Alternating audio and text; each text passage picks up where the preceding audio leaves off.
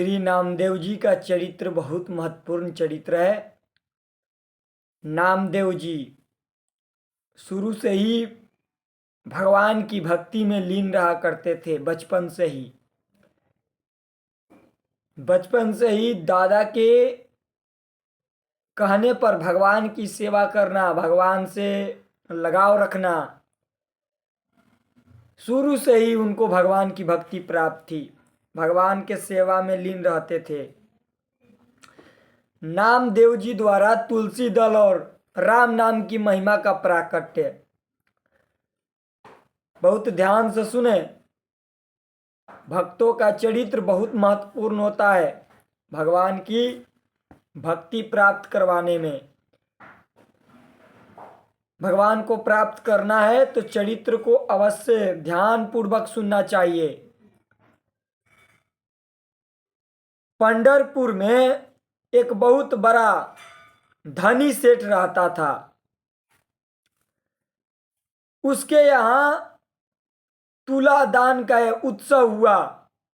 उसने अपने को सोने से तौलकर नगर के सभी लोगों को सोना दे दिया।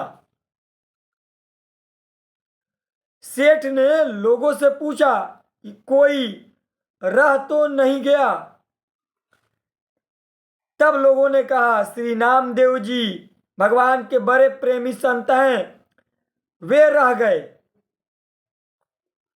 सेठ ने कहा, उन्हें बुलाकर लाओ। सेठ के नौकर मुनीम बुलाने गए। पंढरपुर में एक बहुत बड़ा धनी सेठ रहता था।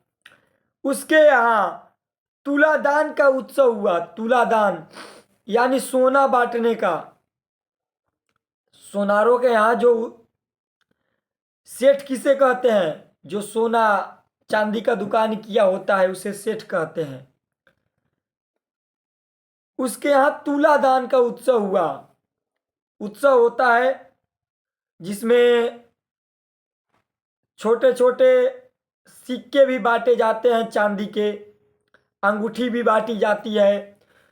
सभी को कुछ ना कुछ वो सेठ देता है, तो इसे तुलादान कहते हैं। उस उत्सव में सभी गांव वाले शामिल होते हैं। सभी गांव वालों को बुलाया जाता है। अभी आसपास में ऐसे सुनार होंगे, सेठ होते हैं जो कार्ड भेजकर, हमारे यहाँ ऐसा है, आप लोग आना। क्यों? ग्राहक बढ़ाने के लिए। ग्राहक भी बढ़ेगा, हमारा प्रचार भी होगा, लोग जानेंगे भी। और उत्सव जो होता है उसमें छोटे छोटे चांदी के सिक्के, अंगूठी, हाँ छोटे छोटे चीज दान करते हैं जो सेठ होते हैं, सुनार। तो उत्सव हुआ। उसने अपने को सोने से तौलकर नगर के सभी लोगों को सोना दे दिया। जो नगर के सभी लोग हैं उनको तौलकर और सभी को सोना दे दिया। सेठ ने लोगों से पूछा, कोई रह तो नहीं गया? तो लोगों ने कहा, श्री नामदेव जी भगवान के बड़े प्रेमी संत हैं, वे रह गए।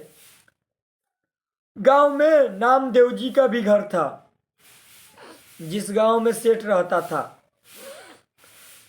तो गांव वालों ने कहा कि वो नामदेव जी बड़े भक्त, भगवान के प्रेमी भक्त हैं, वे रह गए। सेठ ने कहा, उन्हें बुला कर लाओ। सेठ के नौकर मुनीम बुलाने गए। दान ब्राह्मणों को दो, हमें कुछ भी नहीं चाहिए। जो दान है ब्राह्मणों को दो, हमें कुछ भी नहीं चाहिए। यह कहकर बरभागी श्री नामदेव जी ने पहले फिर दूसरी, दान ब्राह्मणों को दो, हमें कुछ नहीं चाहिए। नामदेव जी क्या कर रहे हैं? हमें कुछ नहीं चाहिए, आप ब्राह्मणों को दान दिया करो। यह कहकर बड़भागी श्री नामदेव जी ने पहली और फिर दूसरी बार लोगों को वापस लौटा दिया। जाने से मना कर दिया, पर तीसरी बार अति आग्रह देखकर सेठ के घर आए। सेठ से बोले, तुम बड़े भाग्यशाली हो, कहो हमसे क्या चाहते हो?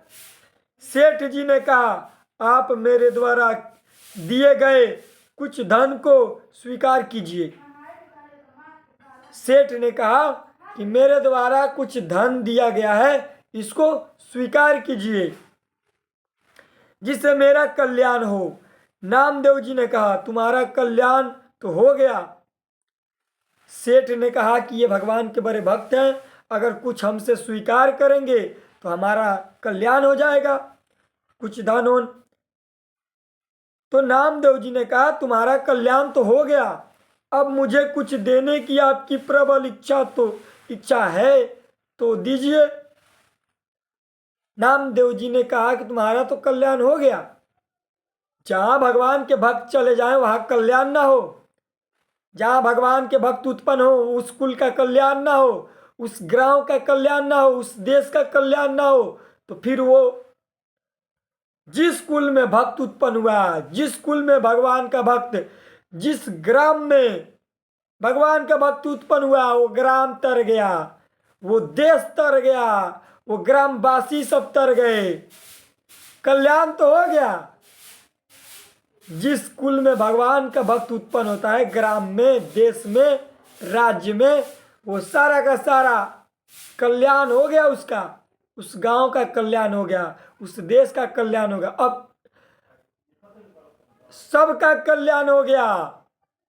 एक भक्त के प्रताप से पूरा विश्व का कल्याण हो जाता है, गांव का तो छोड़ो ही, पूरा विश्व का कल्याण हो जाता है एक भक्त के प्रताप से। तो जहां वो रहे उस गांव का कल्याण ना हो, जिस कुल में वो उत्पन्न हुआ उस कुल का कल्याण ना हो, तो फिर तो सेठ के पास जाते ही सेठ ने कहा कि कुछ लीजिए मुझसे, मेरा कल्याण हो।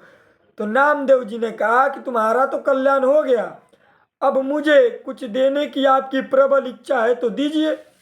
नामदेव जी ने एकमात्र प्रिय सर्वस्व तो श्री गोविंद चरण प्रिय तुलसी ही है, एकमात्र प्रिय गोविंद चरण तुलसी ही है मेरा। नामदेव जी ने कहा ऐसे तुलसी के पत्ते आधा राम नाम अर्थात केवल रा लिखकर उसे दिया, कहा कि इसके बराबर तौल कर दे दीजिए।